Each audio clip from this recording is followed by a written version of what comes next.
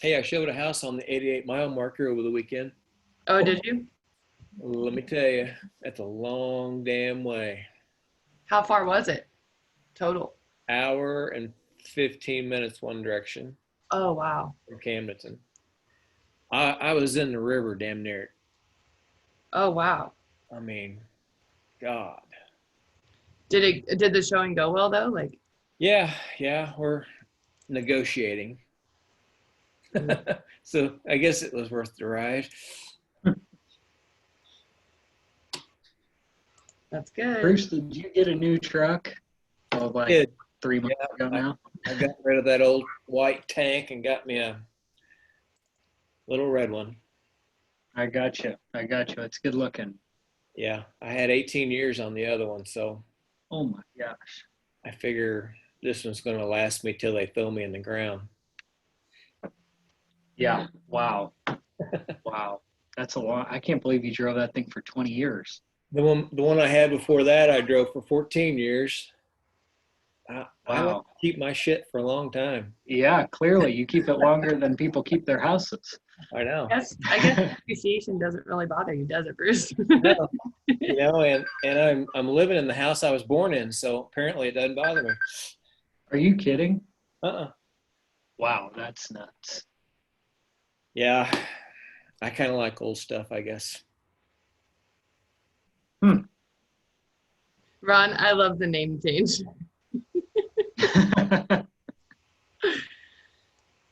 I had to keep up with K Money. I'm trying to see. It looks like Sophia's still trying to get on, so we'll give her just a couple minutes and a couple other minutes for other people. Then we'll get going. FSBOs.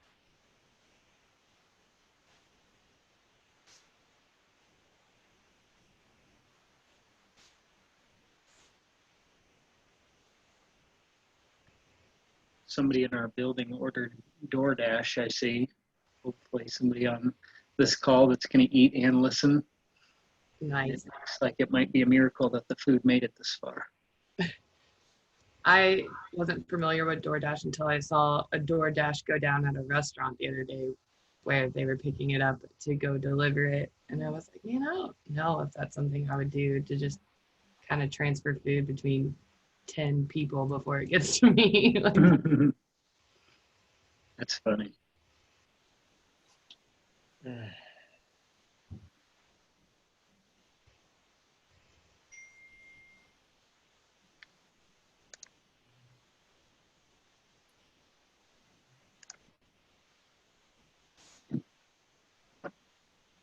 Sophia, can you hear us?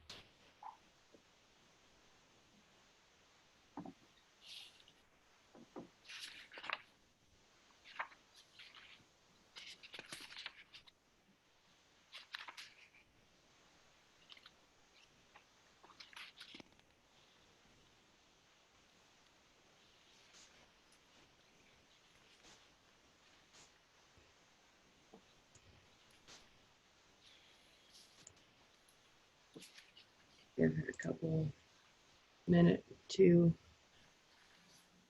back in.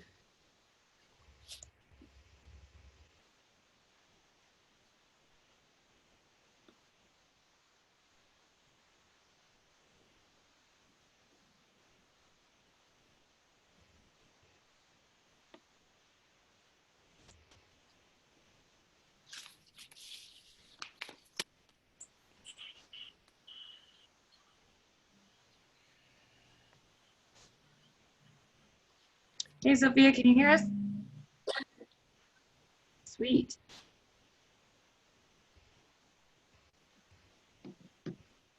There you are.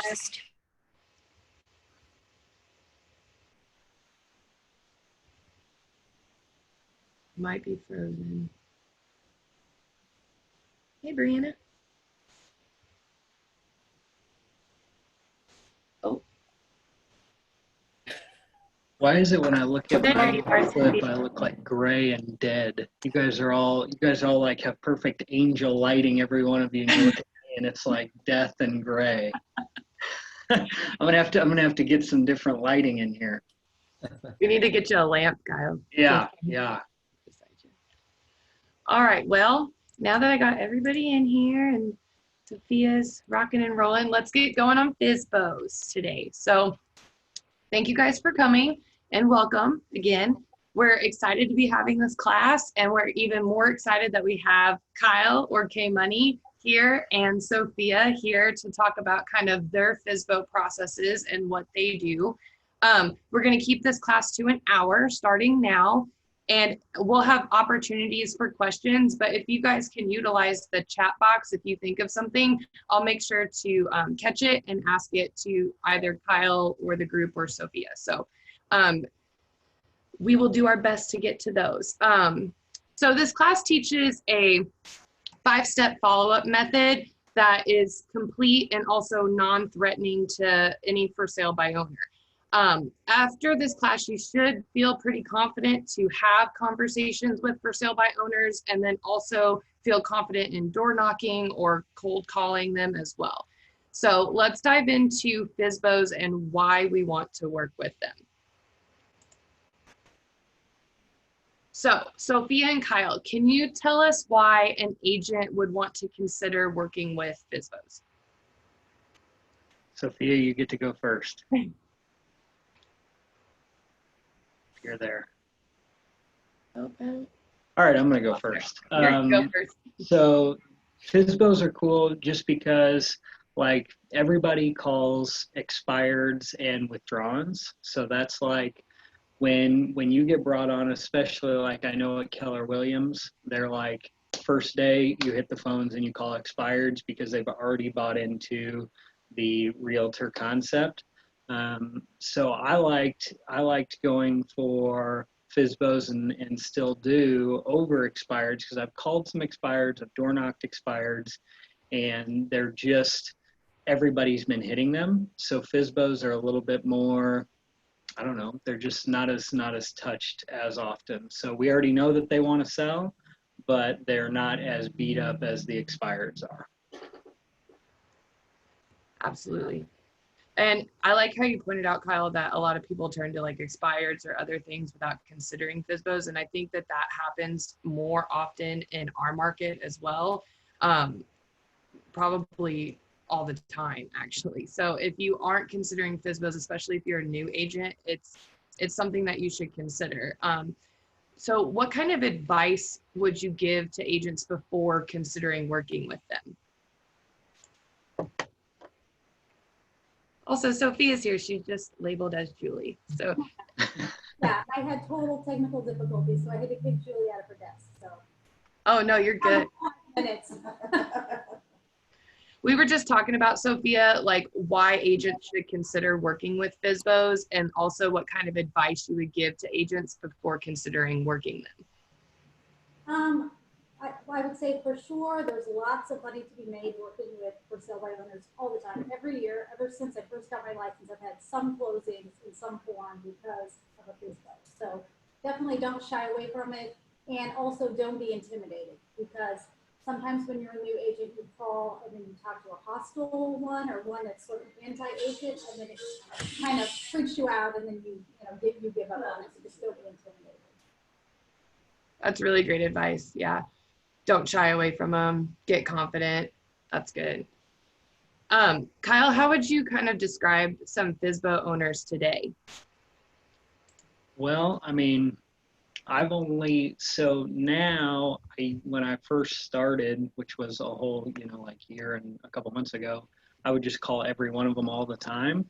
But now I'm like a little bit more, I don't know, I seem to only want to go after the ones that I think I actually have a chance with getting. So like before, if people, told me, I would still call them and, still try to get in front of them. But now I just go for the ones that I think are either underpriced or they're really close in price. They're already smart. They're not just everything's for sale for the right price kind of people, because there's a lot of those with FSBOs, it seems, and those I don't know if you're ever going to change their mind or even want to change their mind, because there was a time last year where I got to meet with a for sale by owner and had the opportunity to list, but he wasn't even close.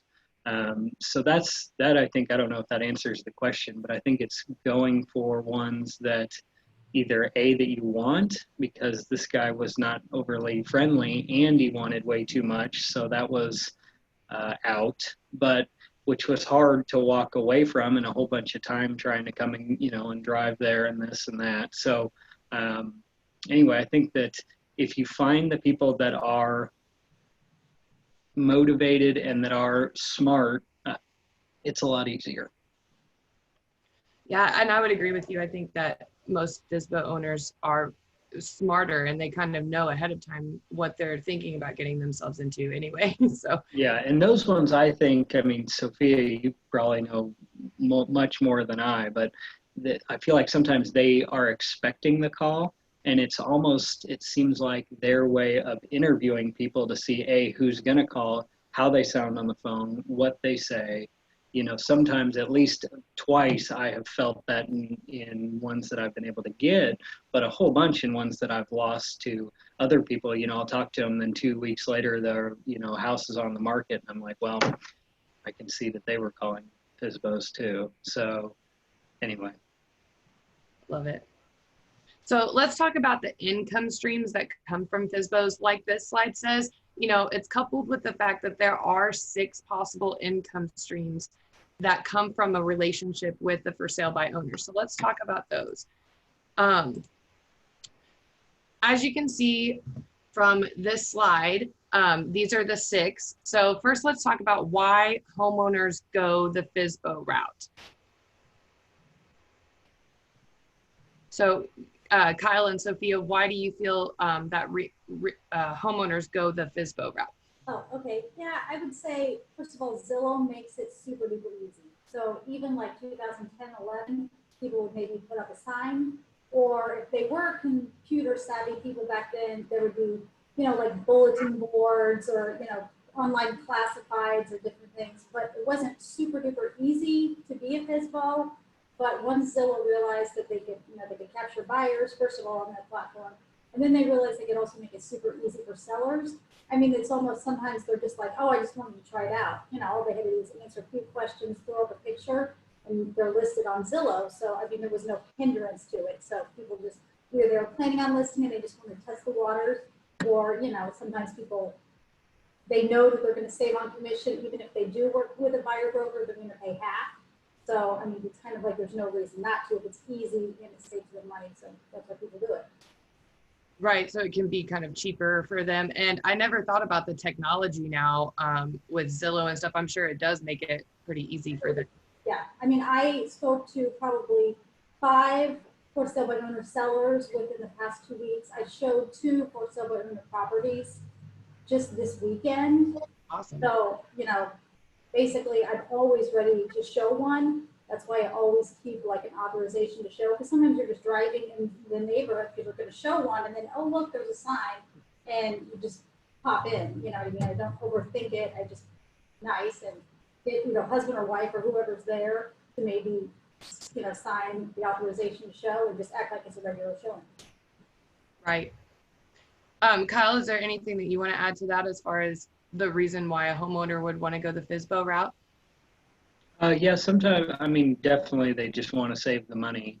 And a good, you know, like going back to if their price is not, you know, out of realm and they seem decent people, you know, if you ask them, hey, are you willing to pay a buyer's agent? And they say yes, well, that means I'm only 3% away from getting them to list with me, or 3.5% or whatever. So, you know, if I'm standing in it and I'm going, okay, well, they're listed right now at 110. I think I can get 115 for this, or 116.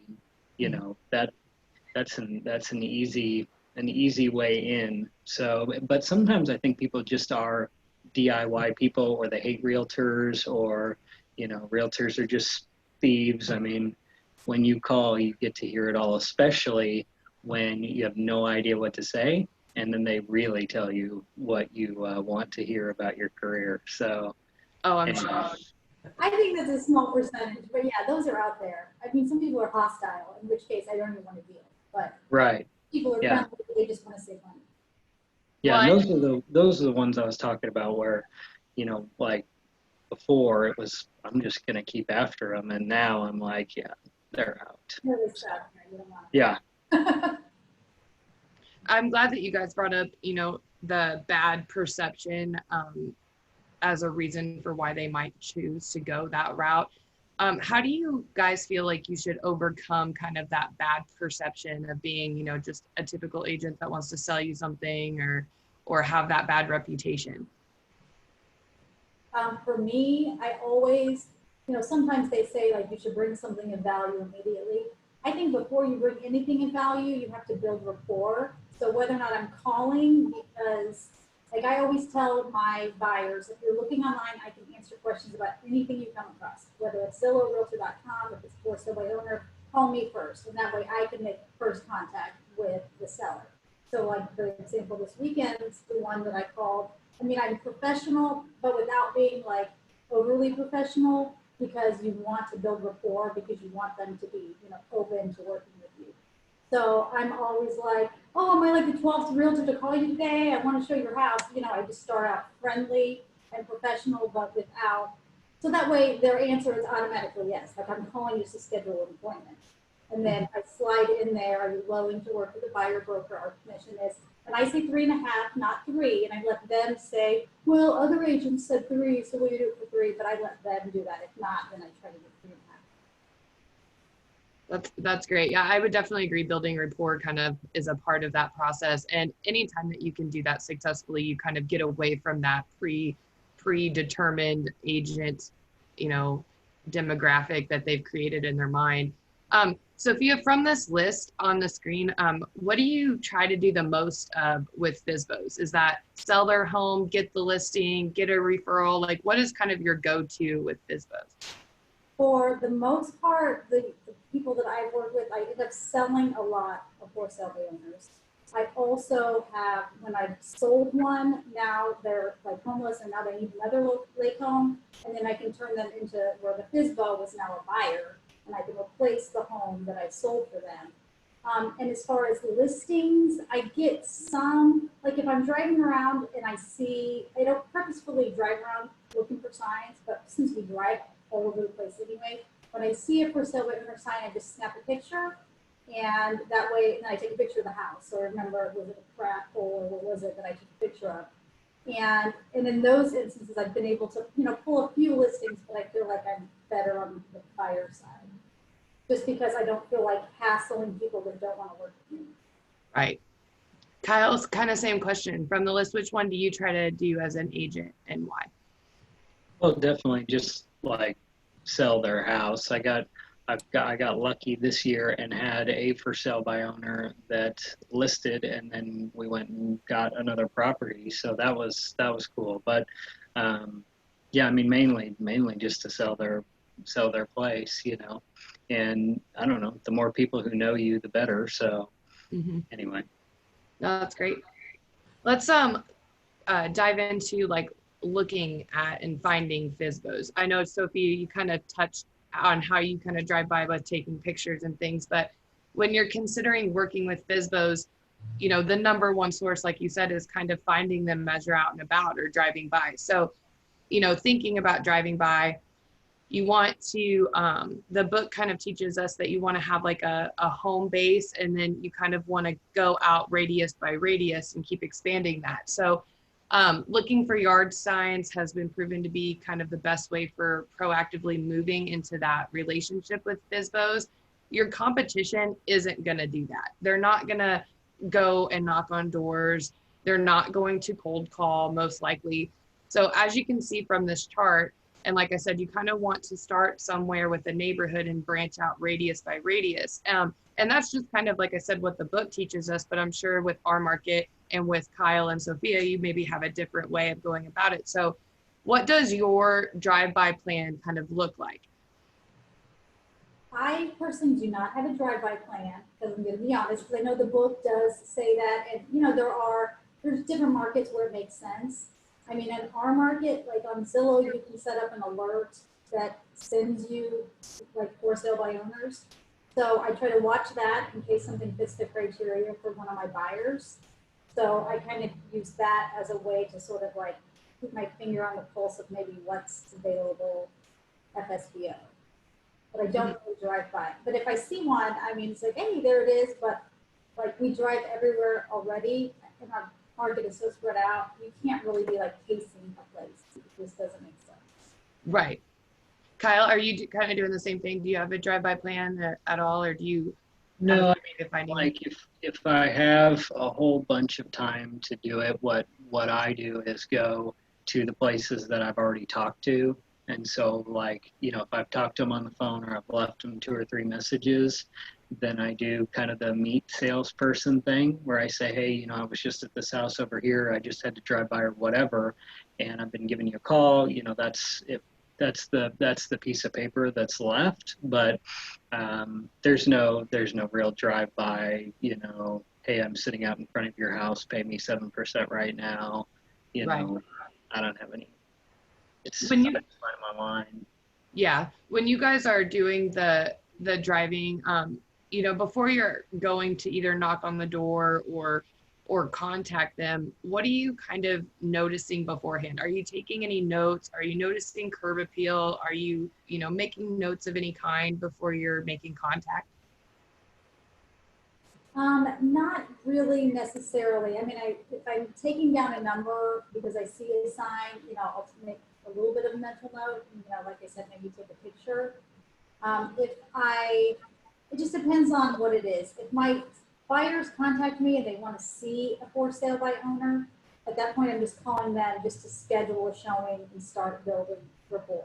Mm-hmm. I am in a neighborhood because I'm previewing for somebody and I know they want to be in that neighborhood and I see a for sale by owner sign, then in that instance, you know, I'm contacting them more just because I want to maybe preview their home.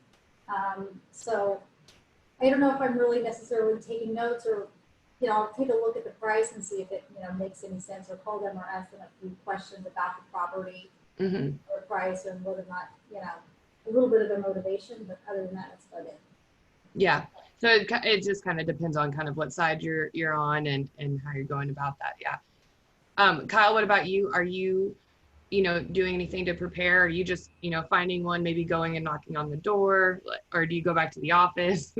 Yeah, so when like, I mean, when I do like the FSBO calls, like I do them. So I go, like I'll find, you know, 30 that I want to call, and then I purposely won't let myself look at the house or look at the price.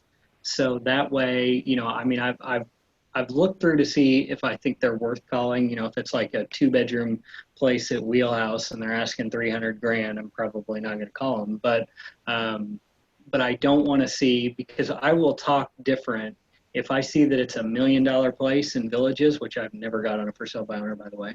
But if I see that, I'm going to be like, hey, I was almost thinking about maybe calling you because I was really you know, so I don't want to do that. I just read my script, say my shit, and then you know, I take it and go from there. So it's probably not the best way to do it, because you know, there's no notes about, you know, making it about them. But I don't know. I mean, I think that, you know, it's kind of like calling back your leads or whatever. If you doing something's better than doing nothing. So Mm-hmm. even if you just call, even if you just knock, I mean, like Scott in our office always says, the harder I work, the luckier I get. So I think there's some truth to that, if you just try some stuff, sometimes it seems like, oh my gosh, now I have this, you know, 800,000 buyer to show. And Mm-hmm. I don't know. I mean, that's kind of off the wall, but makes sense, I guess. Yeah. Scott always has good quotes like that. Got one-liners. Yeah, one-liners. I know, it's awesome. It's a lot of truth though, like you said. Let's talk about some other sources too for finding them. You know, there's lots of other avenues now, especially with technology going the way that it is. So Kyle, have you used any of these on the screen to find or locate FSBOs? I mean, what has worked the best in your opinion?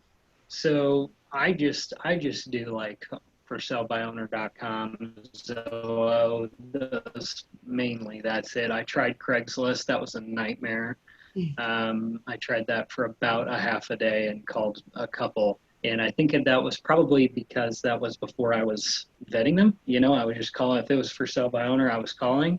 And so that was a joke. But I don't know. I don't, maybe Craigslist is fine if you search through. It's Zillow and the for sale by, they're just so much easier to see the thumbnail, click on it, look at it real fast. I mean, the problem with Craigslist is there's a lot of $10,000 lots, or I'm selling my fridge, and somehow that makes it onto the real estate site. So that was that's kind of my 2 cents on that. Sophia, same question. What do you work the best with as far as other sources? Yeah, it does seem like that a lot come from Zillow, like I said, just because they make it super easy for people to put it out there. And plus, buyers come across it very readily because, as opposed to Craigslist or other places, they're there looking for houses. And, oh, look, there's a house, and they display them exactly the same as if it was with a realtor, except for a little, for sale by owner instead of for sale by realtor. So, I mean, buyers are treating them exactly the same. So that's why a lot of times when people are sending me like my list of what I want to see this weekend, there's random FSBOs thrown in there. So it just seems like it's so commonplace at this point that I'm not really looking for the FSBO. FSBO just came to me just through my buyer, Yeah, I love that. Kyle, you were touching on Craigslist, and Sophia, I saw you kind of shaking your head like, yes, avoid Craigslist. But yeah, are there any other ones that you would probably suggest to new agents to kind of avoid besides Craigslist? Not really. I mean, you have to be a little bit careful just in general if you're door knocking on a stranger. It's like, sure, little girl, come on in. I'll show you my house. Like, right. Maybe just keep that in mind. Yeah, that's true. And I have thought of that before, because I'll do quite, not as much as I should, but I've done quite a bit of door knocking. And if you are a girl at all, I mean, you should probably go. I mean, I should probably go with a buddy, but I mean, especially, you know what I mean? So it's, I don't know. It's scary. I mean, maybe not in Port Chima, it's not as bad, but I mean, when I was lending, I went and door knocked up on the North Shore, and when I was done, I said, yeah, I will never do that again, because I'm like, I don't know. That's off the for sale by owner subject. So no. I mean, I'm glad it's a little Ozarky up there. So yeah, I'm glad that you brought up agent safety though, because that is something that we should definitely incorporate. I mean, I don't even think that the book touches it at all, but anytime that we can talk about agent safety, I feel like that's important. I mean, I'm not sure what your guys' teams do, but I mean, if you guys are gonna go and meet with a for sale by owner, or basically just go out in general with any kind of client or plan in place, are you telling your team kind of ahead of time, or do you have like a warning system or anything in place? Well, we do, but one caveat I want to say, because I don't want to discourage door knocking. If I'm with my clients and we see one on the street where we're going anyway, and they're like, oh, look, there's a police over there, can we go in there? I'm totally comfortable with that because my clients are with me, we're going through. So it would just be like the solo one-on-one. And as far as if we have any, I mean, we have safety. If you get a caller from the internet and they're like, I want to look at land in the middle of nowhere, tonight at 7:30. We don't make those appointments. So for the most part, you've interviewed and been dialoguing with people before you set the appointment. There has been times where, somebody's less than comfortable, and we have like a sort of code word on the phone. So it was like, if I call and say I need like the red folder, or is that red car there, or something involving red, it was like the code word. So no one's had to use it, but that's the way of saying like, help 911. No, that's great. Yeah, that's awesome. I mean, you always want to have something like that in place and hope it never gets used, obviously. So, but it's good to think about. Let's kind of transition to like what it takes to be successful with FSBOs. Our material talks about how you must be proactive and you must follow up. Like those are the two really crucial things when you're talking about working with for sale by owners. So this course, like I said at the beginning, shows you kind of a 5-step follow-up system here. And as you can see on the slide, let's, chat with Kyle and Sophia kind of on their system, because obviously it may be different and more kind of market specific than what the course actually talks about. But Sophia, in your experience, what proves to be like the best thing an agent can do for a FSBO? Like you said, bring items of value earlier. So whenever I first contact them, if I am scheduling to preview their listing or if I'm scheduling a showing of their listing, after I build a board, talk to them on the phone, as soon as we hang up, I always text my business card. And then I always say, save my number to your phone. And even though people know that, if you say, save my number to your phone, give me a call if I can answer any questions or if I can help you, it almost is like it prompts people to do it. And plus they've seen my business card. So now they see my smiling face and I've said, save my number to your phone, and a lot of people will do it. So that's one way, just sort of start out at the very beginning where you're professional and getting them to remember you. The other thing I do is if I'm previewing a FSBO, not so much when my clients are with me, because I want to pay attention to my clients, but if I'm previewing, I always show up with my resume. And then if there is some market information that I can give them, I don't spend a lot of time on a CMA because, they're too time consuming. But if I give them general stats in my resume, that way I've left them with something. And if they do, the FSBO is not working out, if they are going to call agents later on, then hopefully they'll call me. That's fantastic. I love how you said a resume. Sophia, is that resume kind of, just like a generic resume, or is it more kind of like tailored with some of those key indicators, successes, like percentages of how many people you show to sell, or, what's that? It's sort of just a one page of that. So I actually stole that from Susan Ebling. So the first time I went to a Remax thing and Susan Ebling got to walk the stage for the agents that made $250 or plus in commission, I was like, go girl, I'm copying off of her for sure. That's awesome. That's something that she had, and it's just a one-page resume. And it's got a few, just your stats, what you sell, somewhat your team sells, and it makes you look like, big money. Because if I use Frank Campbell team, it makes me look like I do huge amounts. You just kind of toss it in there with my team stats. And then also always quotes from sellers that are like, Sophia sold my house in 3 days. Because, of course, our owners love that stuff. You know what I mean? If they're going to call an agent, they want the one that had the happy reviews of, my house sold quickly or over asking price or whatever. You know what I mean? That kind of thing. No, I love that. I think that that's really a great idea. Probably something that not a lot of agents think about too, kind of incorporating resume like that. Kyle, kind of the same questions. What tools are kind of in your tool belt that you would offer as like items of value? Yeah, so I think that sending a picture of your business card is really good. I try to shoot a video, and if it makes it there and they know how to open it, it's really good. I've had to click the picture to watch the video because people thought I was just sending them a picture of me waving. So, and that's not an exaggeration, because I called and said, hey, do you have a chance to watch my video? No, but I saw a picture of you waving at me. And that happened twice. And I went, okay, well, one's a fluke, two's a pattern. So anyway, the things that I do is, the call, and then for value things to follow up with is just, things that have sold in there. Just stuff that, like, basically, I love like that totally fake but really good show is $1 Million Listing. And they talk about all the time, we're going to act as if we're working for them already. Mm-hmm. So that can be stuff like, hey, this one just sold down the street. This one just came up. Here's your competition. That stuff seems to work pretty good. And then it gives me a reason to call, because I can say, hey, you didn't text me back, you son of a bitch. So did you get my link? And then, you can kind of move along from there. And it's not just, hey, I want 7%. Hey, I want 6%. List. And then, just keeping on doing that is kind of the. I love that. Yeah. Something else that like kind of the material had suggested was maybe creating like a FSBO guide of some kind. Have you guys ever thought about doing something like that or tried it?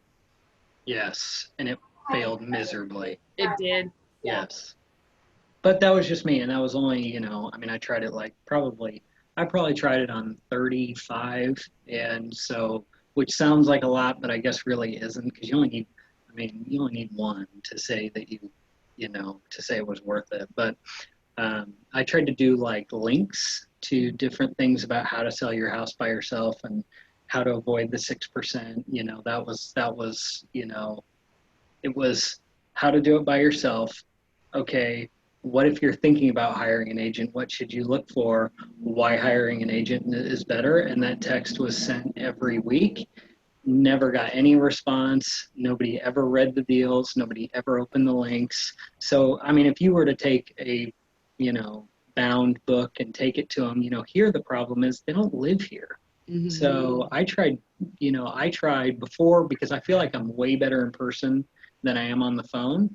And mainly that's probably because they can't hang up on me when I'm there. And so, like, I tried to go and just drive to every one of them. And like 3 people out of like 30 opened the door. It was like 27 that I went to, and 3 or 4 people opened the door. And I'm like, this is a waste of time. Mhm. So that's kind of tough when they don't live here. So I like how you made that point because, like I said, you know, these classes, especially with all of us getting in and you guys sharing, you know, it's important to consider the market that we're in, and a lot of those, you know, homeowners aren't necessarily here all the time. So you kind of have to get creative with the ways that you are going to communicate ahead of time. You know, Sophia, kind of, you know, like along the same lines, what are some things that you think are important to remember about the competition who may be working FSBOs as well? Well, as far as, I guess it's not really something, sorry, what did I say? It's not normally something that I think a whole lot about, which I mean, I get what you're saying. You should always be thinking of your competition. As far as the piece about them not being here, I always use that as a way for them that they need to hire me, because if you're going to be on the market, one thing you need is exposure to the market. And even if you're on Zillow, that, you know, buyers are seeing your listing, if you're not able to accommodate showings, then you're not exposed to the market, because everybody is seeing a beautiful listing that's priced right, and people are seeing it, and your buyers are calling on it. But then when you call to schedule a showing, oh, it's rented. Oh, no, it's rented. Oh, no, it can only be shown on Tuesdays. Oh, it can only be shown this weekend. In which case, it doesn't sell. You know, you have to be able to accommodate showings. So if they're not here, they're not going to be able to let people in to see it. And, you know, you're not going to just give your door code to every random person that contacts. You know what I mean? You're not going to have any stuff left that they're going to be pilfered. So I use that as a way to try to get the forest LB owner to know, like, hey, you need an agent, you need somebody on the ground, you need someone here that's working for you, that's, you know, accommodating showings, getting feedback, blah, blah, blah. I really like how you kind of turn it around and make it to where, like, I'm here all the time. I can handle this for you. That's a good thought to have. I want to talk about, you know, you guys were getting there in the conversation, but let's talk about, you know, getting in front face to face with a for sale by owner when they open the door. So we found one, you know, we're going to go up there and make contact. You know, what are you taking with you kind of in your hand? I know we kind of touched on it. And then, like, how are you, you know, greeting them when they open the door? I guess I'll let Kyle go first. He's been more of the door knocker. Well, most of the time, like I said, they aren't there. I mean, it's the same thing you say, like if you go and, you know, try to get people to come to the open house. I mean, it's basically just like I'm here, you know, like I put the effort in, I drove all the way out here, I had the balls to knock on your door. That's the main thing. I think when it comes to any of the door knocking, you know, if people aren't there, you got to leave something. You know, leaving a nice long letter, you know, like I've heard like Sean Chilton does a nice, really good letter that he'll leave or he'll mail, and which is fine. I think, I mean, I've just wrote on the back of a business card and put a note. I just put, call me about your house, and stick it in the door. And people call. Of course, most of the time they're like, oh, that's all you needed or whatever. But at least I got to talk to them. So, and maybe I should come up with a good way of, oh, why I need you to call, you know. But, you know, that works. It's just a sticky note that says, call me about your house. And then go on to the next. Mm-hmm. So Yeah. in limited door knocking experience I've had where, you know, I'm popping in because I'm there anyway, I'm all the way out in Sunrise Beach, and I'm previewing and I see something, in which case I have to knock on the door from time to time.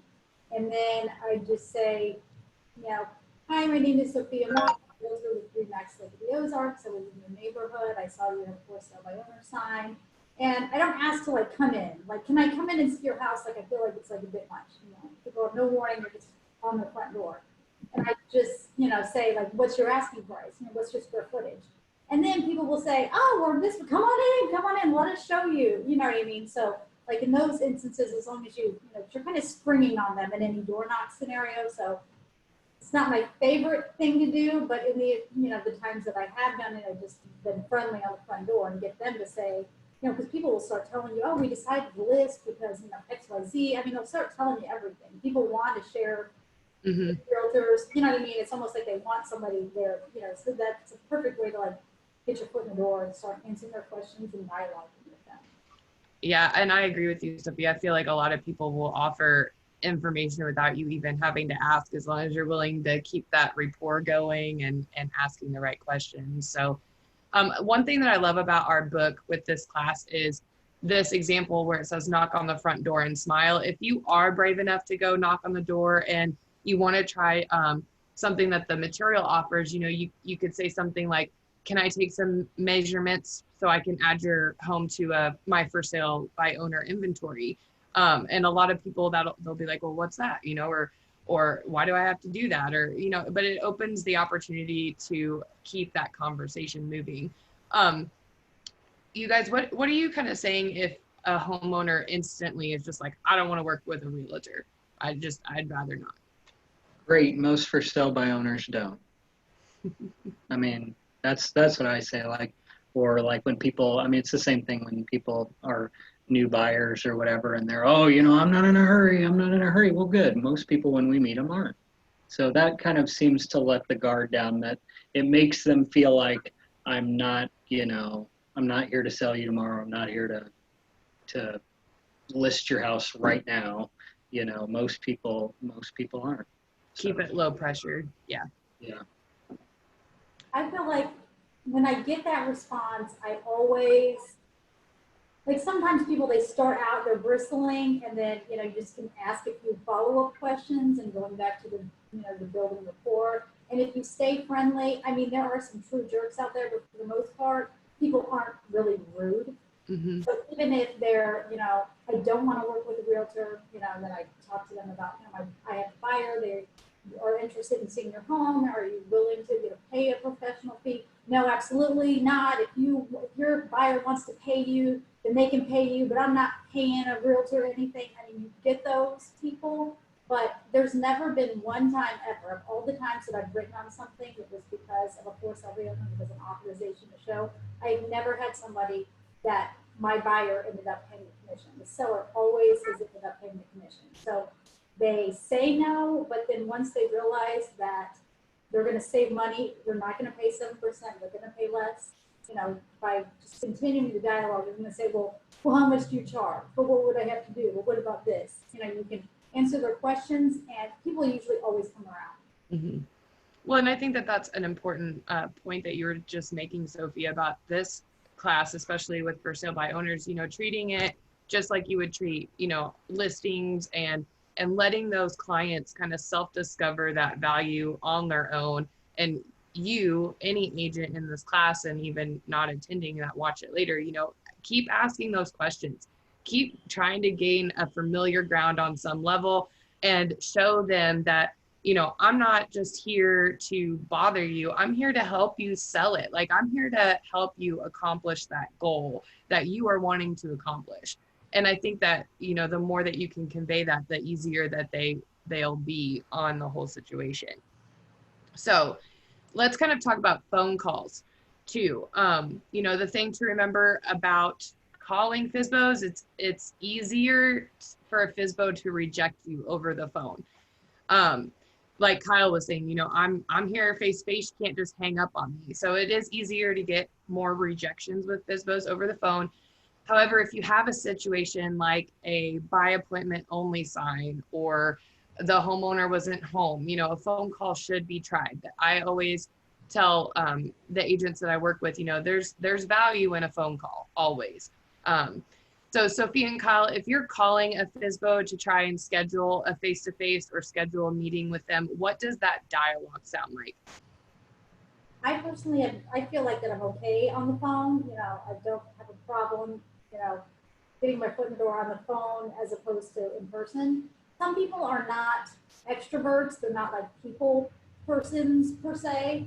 So it's less intimidating for them to be on the phone sometimes. So just like it's easy for them to reject you, it's also easy and like sort of low key for them to visit with you about things. So I have no problem in that way. And I just always, you know, I just always introduce myself and stay very professional, but also as informal as I can be, because that is a way that people start sort of like trusting you. And whenever I start asking about the house, and I always ask their name, and then I say their first name. I don't know, I had it in a class somewhere. If you say someone's first name a lot, it's like subconsciously they feel like that you guys know each other. So I've heard that too. try that little trick too on the phone, and it seems to help. Yeah, I've heard that too. The more that you can kind of repeat either their name or something personal that they're sharing or something, the easier that is. Yeah. Kyle, what about you when the phone's ringing and you know you're all like, oh, they're gonna answer the phone. Like, what happens when they answer the phone? So it kind of exactly what Sophia said is that you don't say like I would never say, hey, this is Kyle LeMay with Remax Lake of the Ozarks Team Jane Kelly, because they're not listening to anything. So it's, hey, my name's Kyle and I'm a realtor. And, you know, I saw your house on Zillow, or I saw your house wherever.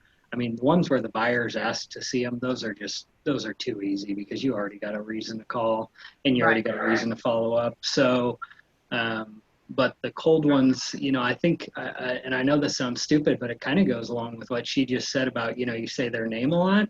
If they answer the phone and they sound like Sophia and they're like, hey, you know, then it's, hey, what's going on? This is Kyle. And if they answer the phone and they go, hello, then you say, hello, this is Kyle, you know, and that I think is the difference, that little stuff. And if they say, I have a magnificent home, like I'm not going to say you have a fantastic home. I'll say you have a magnificent home. And so if you just do those little things, I think that's the difference between getting thanks for calling, see you later, to I actually maybe might talk to this guy for some reason. So, I like how you demonstrated, you didn't necessarily say it, but you demonstrated how you kind of match the tone or the different personality that you're getting to. And, you know, we had negotiations and personality last week. And I think that is something that gets overlooked by a lot of people. You know, if you can kind of match a tone or match something that they're saying, that helps a lot. I think it's huge. I mean, when I knock on a door, like I don't ever stand like square. I always stand, so if they're going to open the door, they're going to see me like shoulders open, however they say, can I help you? You can help me buy or whatever. I mean, that I think is the way subconscious, you know, Napoleon Hill style way to get around the immediate guard, because no matter if you call them or if you door knock them or whether it's a for sale by owner, a buyer, you know, a Zillow lead, you're reaching into their world. They have no idea who you are. They think you're a robocaller. That was a good one. A guy answered the phone and screamed. He goes, fuck you. And I said, hey, are you still there? And he's like, yeah, I am. And he thought that I was a robocaller. Yeah, and so anyway, I mean, that I think is the thing, that the big call reluctance, whether it's calling anything is just knowing that you're stepping into their land or their lives, and they're not rejecting you. You know, some people, I mean, it seems like, oh, you know, this buyer, man, or whoever, you know, they don't like me. Well, it's not that they don't like you. They don't want to pay 6%, or they don't know. You know, some people think that if I charge 6% and it's $100,000, then I'm going to get $6,000. And sometimes explaining where all the money goes is huge. You know, hey, it doesn't go to me. I mean, it's going to go to me. It's going to go to Remax. It's going to go to the photographer. It's going to go to the people that help do the paperwork. I mean, that I think makes them feel better, because I guess sometimes people don't want to help people feel like they're getting robbed, so people are getting rich. You know, I think that is kind of, you know. I like that. I like that point. Um, when you guys are having a phone conversation, what are you kind of working with in front of you? Do you have the book kind of provides, you know, like a FSBO sheet that you could write down answers to? What are you guys kind of using to capture information? Well, as far as just like what my script would be and what I'm doing during that conversation, it's the same thing that you would be sort of touching on in a regular listing appointment. Like I love the information that they give us, that's the why pay 7% as opposed to 6 sheet. So like I'll use the like our listings sell for 15% more. So when you're talking about money and you're talking about that, you know, in their minds like, oh, you're going to cost me money, and you turn it around like, oh no, I'm going to make you money because our listings sell faster and for 15% more money. So if it's all about your bottom line proceeds, if you can make more money working for me, and I'm taking care of all the showings and all the, you know, the stuff here on the ground, like we talked about, it's like a way to get them to start thinking there's like, oh, you're going to make me money as opposed to you're going to cost me. Mm-hmm. And I agree, like what you guys were both saying, you know, people don't know what they don't know. So it is kind of important to kind of explain all those different things and the process that you do. After you've kind of, you know, finished up the phone call, are you sending them anything afterwards? Are you sending them a thank you card, even just anything at all? Yeah, depending on how the conversation went, if I'm getting to where I feel like that they're like interviewing me for the listing and they don't always say that, but I could tell that they're thinking about working with an agent, then I will, you know, send them, depending on if I've seen the home or not, like I'll do a CMA if we're getting to that point for market information. If we were just talking and we hadn't really gotten to where I feel like that they're interviewing me as their agent, I just do like follow up, like nice talking to you or whatever. Mm-hmm. If I can get their email, then that's good, because then I can put them on an email list and they could start getting emails or different, you know, drip campaigns. So if they'll give me that, then it's another way that you can be following up. Mm-hmm. And what do your guys' follow-ups look like? I mean, are you guys touching them every month? I mean, do you break them up depending on who they are as clients? Like, what are your follow-up systems like? If it's for a specific neighborhood, then I'll set up a safe search where they can see when stuff comes on the market in the neighborhood, and it's their way to kind of watch the activity. And then it's got my face and name on it, so sometimes they think those are my listings, you know, because they're coming from me. So, I mean, something like that is super easy to do as far as following that, because it's just happening through the computer. Mm-hmm. Yeah, that's the same. I mean, kind of like what I mentioned earlier about, you know, here's new listings that you're competing with, or this one just went under contract. And especially if the price is higher or something like that, and now they're going, okay, a realtor just got the Johnsons this much money. I mean, we've been to their house, you know, so I don't know. It's the same. It's the exact same. Once you've kind of broken the ice, it's nothing that isn't different from come list me call that says I'm thinking about listing 6 months from now. Mm-hmm. So if they, you know, like there was one that that I was hoping to get, and then somebody, I think it was Sierra Grind, got it, and I was pissed. But I've been following up for like a year every month, and like it was text, email, you know, I mean, it was different every time, and it was a response every time. And that's another thing, is like keeping digital rapport with them. So if they text you back, send them text. If they email you, email them. Mm-hmm. So anyway, that if they tell you, you know, hey, I'm going to list in 12 months, then you can follow up with them according to that. If they're like, you know, we're giving this a chance until, you know, June 30th, then we'll think about it. Well, then I'm going to talk to them every week. So anyway. No, I love those ideas, and putting it back on them too. I mean, I think you and Sophia really touched on how you just kind of flow with how they are comfortable, and that's important. Let's talk about like getting inside their home.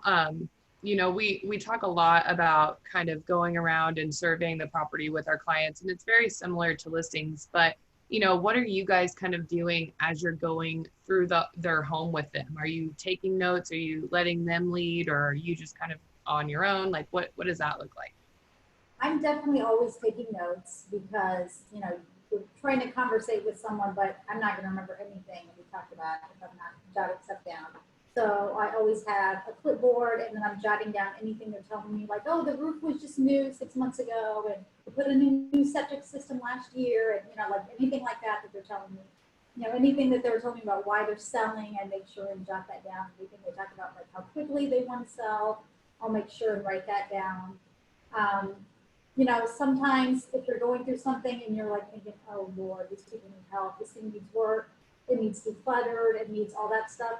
I figure out a way to tell them all that stuff, but like in a helpful way. So I start out only with the positives, like, oh my gosh, this is a great neighborhood, or this is a great view, or, oh my gosh, you have a nice layout here, or, stuff like that, like only good things at first. And then I try to like add in some of the helpful tidbits that make them think they really need a realtor, just some information about staging, or, buyers really like X, Y, Z, or, it's painted orange, and you need to tell them, that it needs to be, neutralized, and it'll be more appealing to like a larger swath of buyers. I mean, when you tell them certain things, they feel like that, that you're an expert, or that you're giving them some helpful information. I love that. Those are all good points. And then also, just keeping that positivity going. Mm-hmm. Kyle, are you kind of doing the same thing too? Just walking around? Yeah, and I'll ask them like, hey, you were listed before you had people come through. I mean, this is from like, expireds, but it works for sell by owners too, is saying, what did people struggle with? Why, if, because a lot of times it seems like, at least with the more savvy people, they want to brag to you, oh, we've had 12 showings, it's working going online. And I'm like, yeah, why haven't they bought your house? Because on our company, it takes, 8 showings or whatever. But saying, what did people struggle with? And then when they say, everybody doesn't like the small downstairs, and I'll say, oh, okay, well, good offset to that is, this or whatever. And that seems to work. And then showing them worth in, like I'm not a big, I don't know anything about staging or, how to, I don't know, put up the tile the right way or whatever. But what I do is definitely things like, hey, in this price range, just all the stuff that like Jason and Jeff talk about all the time. Hey, in this price range last month, I'll look at the MLS real quick before I go, or even sometimes before I call, hey, in this price range, there have been 30 that have gone under contract in the last, I don't know, month. So this is a hot price range. And that goes again to the ones that I want to call on now. Are ones that I think I can actually sell. I mean, before it was like, I got to impress the team. I got to have something. Jane's going to fire me. I got to get something. And so I needed to, have something. But anyway, yeah, that's kind of the deal. No, I love that. Yeah, and I like how you're making sure to point out the important things, but also carrying that conversation and keeping it moving. So you can get the information that you need to. But again, it's all about that non-threatening approach, keeping it laid back, keeping it going. Those are all great points. I love it. I was skipping around slides because we're getting to our time limit, but also because we were kind of touching those as we were going. But I wanted to definitely make sure, especially for some of our newer agents in this class, to kind of cover some dialogue in these last 2 slides. So, as you're, closing up or having those conversations with your FSBOs, you probably get asked these questions like, why hasn't our home sold? Or should we drop the price? Or what should we do? And I know that Sophia was leading at how people just love to share. So with looking at some of these questions, kind of what are you saying to them when they are giving you kind of some concerns or frustrations? Well, one thing I like to make sure and touch on is, first of all, how easy it is to list. Like, if you do decide that you want to go ahead and list with an agent, it's super easy. All I have to do is send you a DocuSign, or we can have photographs taken next week. They're going to be professionally edited. They'll be on the market in the MLS, all over all the websites, all over, everything. They'll be in print, they'll be on the social media. So I let them know, like, it's super easy, just pull the trigger and list with me. And then that way, they know that this could happen next week. We can get you on the market like this. So I make sure and touch on any of those things if I'm getting the please close me trigger, like the slide says. Mm-hmm. Like, I feel like that, yeah, this is working, and they're understanding that I could be useful to them, and they're going to want to do it. Yeah, and I like how you brought up the slide, those close me please like indicators. And I think that a lot of times the typical agents overlook those. They don't even see those as kind of flags. Kyle, would you agree with that as well? What's your experience with those? Yeah, I mean, there's all kinds of those, like close me please things. I mean, I think the biggest thing in any of them is knowing, like, paying attention for when they say them. And then, I mean, there's a different answer from why hasn't our house sold to how's the market. So, those are, it's not easy to know exactly what to say, but if somebody says, why hasn't our home sold? Well, you're not getting enough, you're not getting enough exposure. And I really, really touch on all the time, when you're for sale by owner, I'll say things like the Jason Whittle team, they don't go on and look for sale by owners to bring their buyers to. They look at their listings, they look at our listings. You are marketing as much to buyers as you are to agents, because when I work with a buyer, and obviously we all do it, we see the house come up, we call the Johnsons, hey, you got to see this place, I'm sending you the link. You don't get any of that when you're a for sale by owner. So people do sell their house FSBO, it does happen, but you're missing a big piece, and people don't think about that. I mean, if you weren't a realtor, you would never think about how you're missing 800 agents or whatever that are working with buyers. And so that I agree with that statement too, for sure. Again, going back to people don't know what they don't know, and I definitely didn't know until I was in the real estate game with all you guys. So have either of you got faced with a question similar to, so why are you doing this, or what's in it for you? How are you answering that? Well, I always am super upfront with the asking for commission fees and what those are for, because I mean, honestly, I'm not just here to help you out. I don't say that, but I mean, they know that, so that's a given. I just, if I ever got the what's in it for you or whatever, I mean, I just always explain what our professional fees are, what that pays for, and why, why it behooves them to pay that fee, because their home is going to sell quicker, it's going to sell for more money. I'm going to take care of, all the closing process and working with the title company and all those things. So I just make sure that they know the value that I'm bringing. But I don't ever shy away from having the, are you going to pay me conversation, whether it's for a listing or if I'm going to be bringing them a buyer. Mm-hmm. Are you guys transitioning on this next one, working FSBO as a buyer? I mean, have you had practice doing that as well? Saying, okay, well, what are you doing after you sell this home? Are you staying in the area? Yeah, I always ask that, because if they are, you do sell the place and they're going to need something else, you definitely want them to work with you. So I had a closing on Friday where it was a for sale by owner, and their agent for years was Stacy Shore. They had no problem with Stacy Shore, but again, like Zillow made it easy, so they threw it up there, and then I brought a buyer, and they said, oh, thank you so much for selling your house, but no, we work with Stacy. So in the event that they didn't already have a realtor, sometimes people have no idea, they have no connection to a realtor, in which case you definitely want to jump in, and also let them know that you work with buyers and sellers, because sometimes they think that only, certain agents work with sellers and certain agents work with buyers. Make sure that they realize that you can help them in any capacity. Right. I love that too, how you say that I can be any agent you need me to be. Basically, I can help you with all kinds of things, probably things that you didn't even know. Kyle, I wanted you to kind of touch on this last one. Are you willing to pay me commission if I bring you a buyer? How are you kind of talking commission?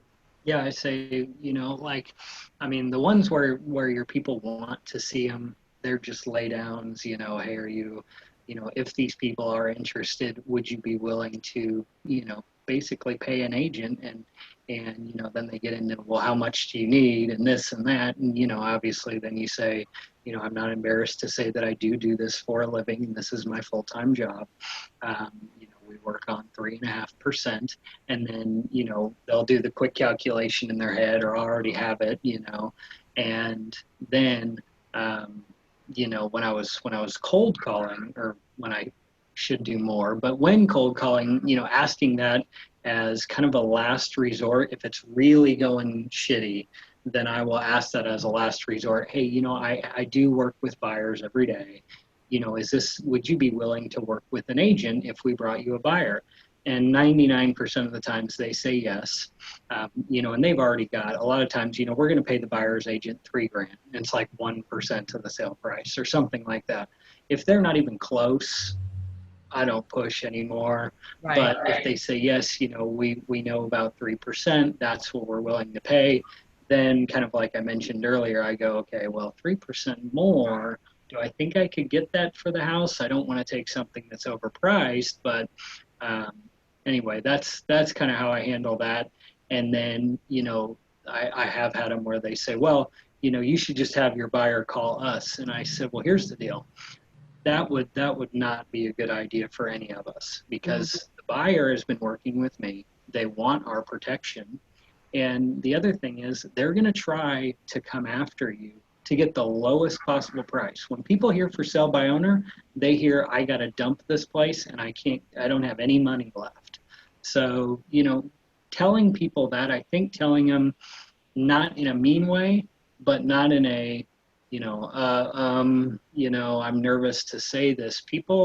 A lot of times people will play along and think that, this guy knows what he's talking about, or anything like that, just because you're, telling them how it is nicely with some enthusiasm that's not over the top. Right. And I love that both you and Sophia are taking the time to explain the processes that they're going to have to go to. Not so much how you can help them, but like, hey, make sure you're considering that you'll probably be faced with such and such things in this process, whether that be getting a lower price, or having to deal with negotiations, or having to deal with maybe fixes at home. A huge thing I say, people have no idea that they can close away, like an absentee closing, like close in St. Louis. And so I'll, throw it on my shoulders and say, if we, let's say we had this place listed and we sold it in a month, you never have to come back. You can do a sign away, and then explain it. They have no idea that they could have done that the whole time, but anyway, that's seemed to be one thing that gets people to put their guard down. Well, you're bringing value, and you're bringing assistance and helpfulness. I mean, and those two things, those are what this whole class is about. Showing that value, showing that you can be helpful, and even when they're not expecting it, coming in and having some kind of deal, whether that be a listing or representing the buying side, or even getting a referral. All of those things can be that income stream off of FSBO. So that's why we have a class like this. So we're out of time, but I just wanted to cover this slide with you guys too. With every class, we want to be acting. So here's some things that you can do to help with your FSBO process. I hope you got lots of ideas too from Kyle and from Sophia. Be cold calling, try door knocking, all of those things. Bring items of value, get creative with your communication. So please share with me, and I will try my best to help or generate more ideas for you guys. Also, testimonials are always appreciated. So if you love this class, got something out of it, shoot me a video or even an email saying that. That would be great. And then if you guys have any questions, you can post them now in the chat box. And if not, thank you for coming. So Thanks, guys. Thanks, guys. Appreciate it. Guys were awesome. Lots of great stuff. All right. Hope everybody Thanks. have a good day.